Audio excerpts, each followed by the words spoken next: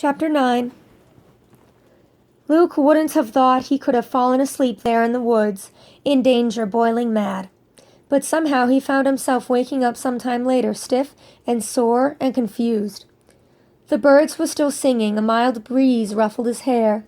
Before he remembered everything, Luke actually smiled. What a pleasant dream, but why did he feel so unhappy? Then he sat up and opened his eyes, and everything came back to him. The note he'd believed in so fervently was worthless dust now. No matter how hard he peered off into the underbrush, he couldn't even see a single sign of it. He was out in the woods, violating who knew how many rules of the Haddix School for Boys.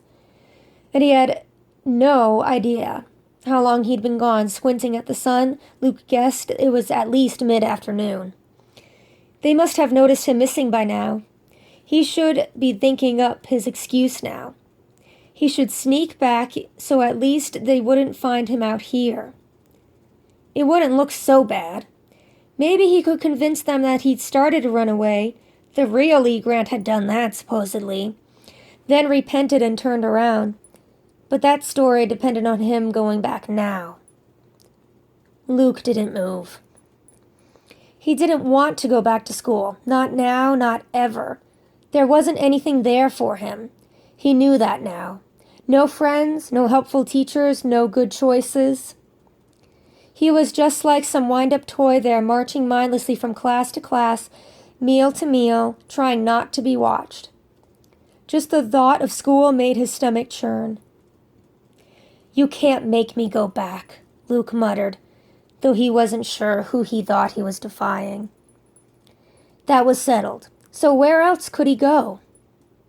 Home.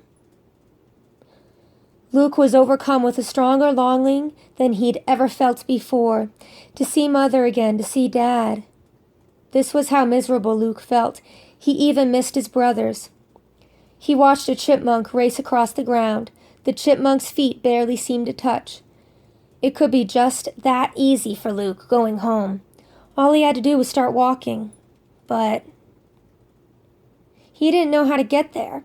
Even if he had a map, he wouldn't be able to find his parents' farm on it.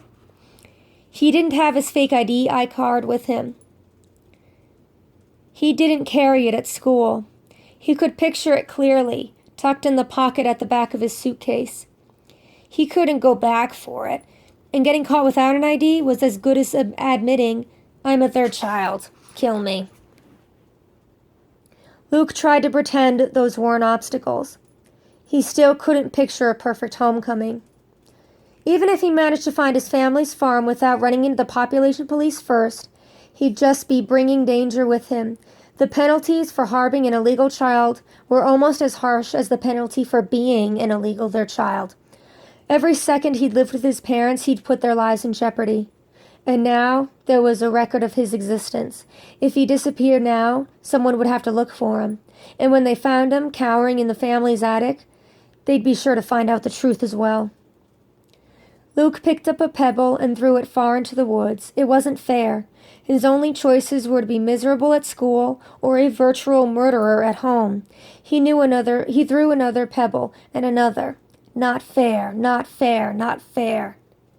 He ran out of pebbles and switched to bark chips, peeled off the log beside him.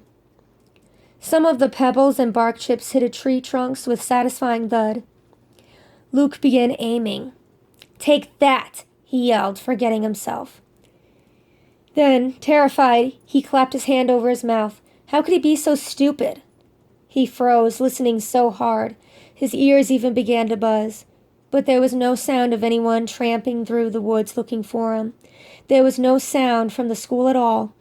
Peering around at the ferns and the trees and the sunlight filtering through the branches, Luke could practically convince himself the school didn't exist at all. It was a shame he couldn't just stay here. Luke had a moment of hope. He could live on nuts and berries. He could hide in the trees whenever they came looking for him. But that was a childish plan. He dismissed it immediately. If he stayed in the woods, he'd be caught or starve. He glanced around again, this time regretfully. The trees looked friendlier than any of the boys or teachers at school. He was a farm boy who'd spent most of his life outdoors until the woods were cut down behind his house. Just being outside was a joy.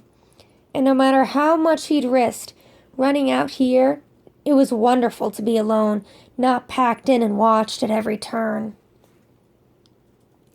Luke dug the toe of his fancy Baron shoe into the dirt and stood up. He'd come to a decision without realizing it. He had to go back to school. He owed it to his family and Jen's dad, and maybe even Jen herself. But nothing could stop him from visiting the woods again.